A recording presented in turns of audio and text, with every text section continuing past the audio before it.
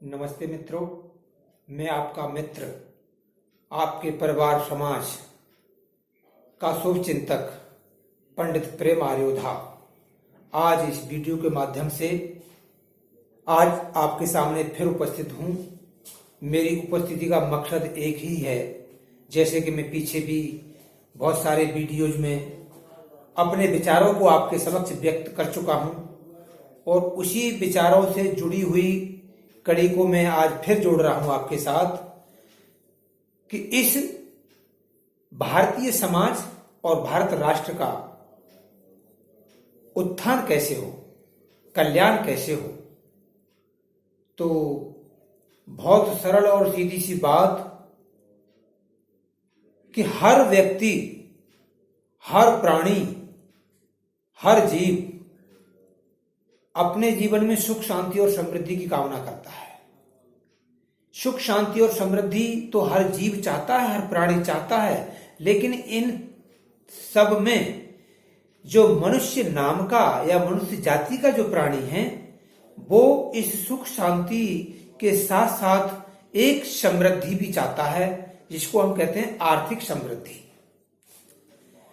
तो इस सुख शांति और समृद्धि का जो मूल मंत्र हम पीछे दे चुके हैं वो है हमारा स्वास्थ्य, सुशिक्षा और स्वरोजगार। मैंने 15 साल लगभग अध्ययन करने के बाद इस निष्कर्ष पर पहुंचा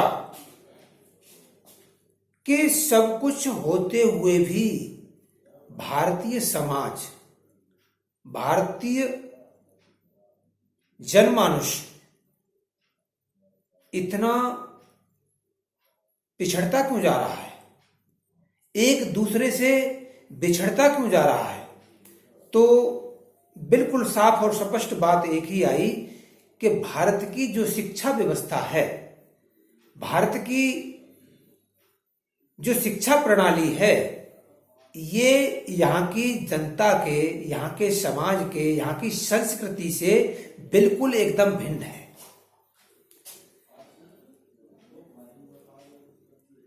आजादी काल से आज तक जो भी आयोग शिक्षा के क्षेत्र में बने, शिक्षा की व्यवस्था को सुधारने के लिए बने, जैसे सबसे पहला एक गांधी जी ने विचारधारा रखी और वो थी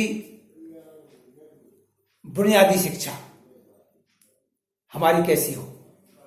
उस पर आजादी के तुरंत बाद जितना भी काम हुआ, जो भी हुआ, वो ठीक था जैसा भी था, लेकिन फिर एक कोठारी आयोग आया। कोठारी आयोग का गठन 1964 में हुआ और 64 में गठन होने के बाद, जैसा कि हमने इतिहास में पढ़ा, 65 में पाकिस्तान के साथ युद्ध हुआ और उसमें वो आयोग अपनी रिपोर्ट बजाय 65 के 66 में 1966 में उसने अपनी रिपोर्ट पेश की, उस कोठारी आयोग ने। तो शिक्षा के क्षेत्र में बहुत सारे सुधार हुए। उसके बाद 1986 में एक और आयोग का गठन हुआ। उसके माध्यम से भी शिक्षा में बहुत सारी सुधारों की बात हुई, लेकिन भारत की सरकारों ने उन आयोगों के अनुकूल यहाँ की व्यवस्था को दुरुस्त नहीं किया। 36% साक्षर दर थी 1966 में और 86 के मध्य जो भी उसका आंकड़ा रहा होगा। आज हमारी साक्षर दर तो बहुत हो चुकी है, लेकिन शिक्षित व्यक्तियों का जो राष्ट्र और समाज के प्रति सोच होनी चाहिए थी, वो सोच इस देश की शिक्षा प्रणाली, शिक्षा व्यवस्था उनके अंदर पैदा नहीं कर पाई। केवल एक व्यापारिक दृष्टि से शिक्षा को यहाँ आज भी बेचा जा रहा है और उस दौर में धीरे धीरे ये शुरुआत हो चुकी थी कि शिक्षा को एक व्यवसायिक दृष्टि से इसको बेचा जाए, तो वो काम हो रहा है देश में। लेकिन इससे इस देश का और समाज का कल्याण न हो पाया है, न आगे होने की संभावना है। तो हम और हमारी पूरी टीम एक ही दृष्टिकोण से पूरी शिक्षा प्रणाली को देख रही है कि एक ऐसा माध्यम जिसके अंदर नैतिक, सामाजिक, सांस्कृतिक, आर्थिक और राजनीतिक और चारित्रिक, इन सब बातों का समावेश और समान शिक्षा, समान चिकित्सा और एक समान न्याय इस देश के गरीब और अमीर को मिल सके, इस देश में एक ऐसी व्यवस्था लागू हो और खास तौर से शिक्षा के क्षेत्र में आमूलचूल परिवर्तन हो। जैसे कि आप ये देख रहे हैं, स्वास्थ्य के बारे में हमने चर्चा की है। ऊपर लिखा हुआ है स्वास्थ्य अच्छा तो संसार अच्छा। अब स्वास्थ्य का जो मूल आधार दिया हमने वो शुद्ध, स्वदेशी और जैविक आहार दिया हुआ है।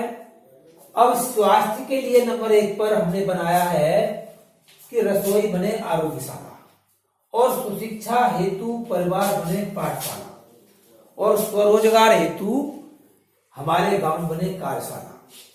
यानी 3 बातों पर हमने फोकस किया, स्वास्थ्य, शिक्षा और रोजगार। इसमें शिक्षा अहम पार्ट है जो व्यक्ति के स्वास्थ्य को भी बचा सकती है और रोजगार को भी पैदा कर सकती है। क्योंकि हर काम के आगे और पीछे अगर कोई काम करता है तो वो है हमारा विवेक, हमारा दिमाग। तो शिक्षा से व्यक्ति का दिमाग खुलता है और समृद्ध होता है, बोलने की शक्ति उसके अंदर पैदा होती है, तो वो अपनी बात को अच्छी तरह किसी भी क्षेत्र में अच्छी तरह रख सकता है, सुन सकता है और सुना भी सकता है। तो आज इस देश में जब तक भारत की सरकार, प्रदेश की सरकारें शिक्षा को दुरुस्त नहीं करेंगी, शिक्षा प्रणाली को दुरुस्त नहीं करेंगी, तब तक इस देश का पतन रोकने वाला नहीं है। तो इस वीडियो में मैं आप सभी भाई और बहनों से शिक्षा के विषय पर बार बार निवेदन करता हूं और आपसे एक ही गुजारिश करता हूं कि बच्चों को येन केन प्रकारेण विद्यालय में जरूर भेजें।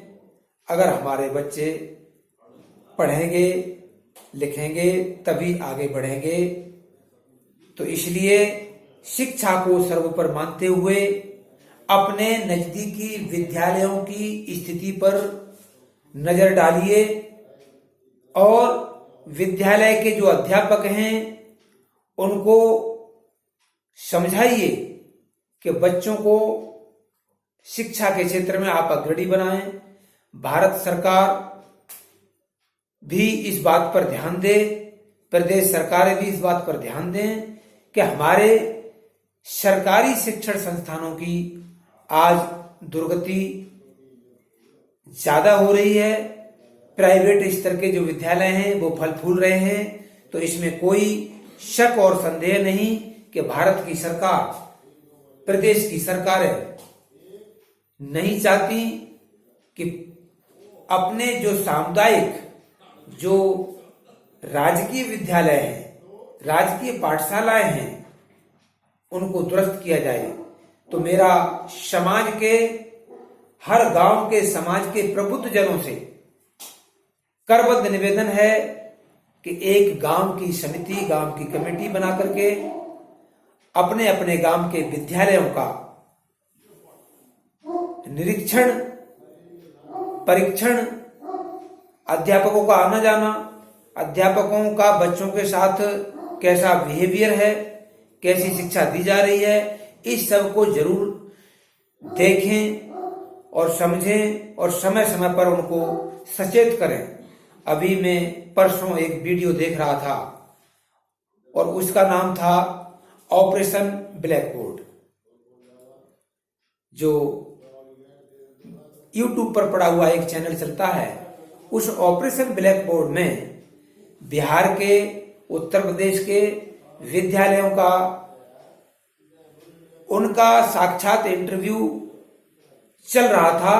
तो वहां के अध्यापकों को, अध्यापिकाओं को, जो बच्चों को पढ़ा रहे हैं, बच्चों की बुनियाद तय डाल रहे हैं बच्चों में, जब उनको ही ना तो ये पता है कि हमारे देश का राष्ट्रपति कौन है, हमारे प्रदेश का सीएम कौन है, हमारे देश का प्रधानमंत्री कौन है, हमारे झंडे का क्या नाम, हमारे राष्ट्रीय ध्वज का क्या नाम है, हमारे झंडे का क्या नाम है, बहुत सारी बातें उस पत्रकार भाई ने उनसे पूछी, लेकिन कोई भी महिला अध्यापक उनके प्रश्नों का, बहुत सरल सी बातों का भी जवाब देने में सक्षम नहीं थी। तो ये बड़ी ही शर्म की बात है कि अगर शिक्षा का स्तर ऐसा रहेगा तो फिर बच्चों का क्या हाल होगा, आने वाली पीढ़ी का क्या और हाल होगा, जिन्हें 15 अगस्त के बारे में पता नहीं, 26 जनवरी के बारे में पता नहीं कि ये क्यों मनाया जाता है। वो 26 जनवरी को बता रहे कि हमारा देश आजाद हुआ था, केवल आजादी याद है, बाकी और कुछ नहीं। तो भाई बहुत गंभीर समस्या है। मैं आप सभी भाइयों से और बहनों से एक ही निवेदन करूंगा कि शिक्षा के स्तर को इस देश में ज्यादा से ज्यादा सुधारने का प्रयास किया जाए, चाहे वो सामाजिक स्तर पर हो, चाहे वो सरकारी स्तर पर हो। तो इन्हीं शब्दों के साथ आप सभी भाई और बहनों का बहुत बहुत धन्यवाद। जय हिंद, जय भारत।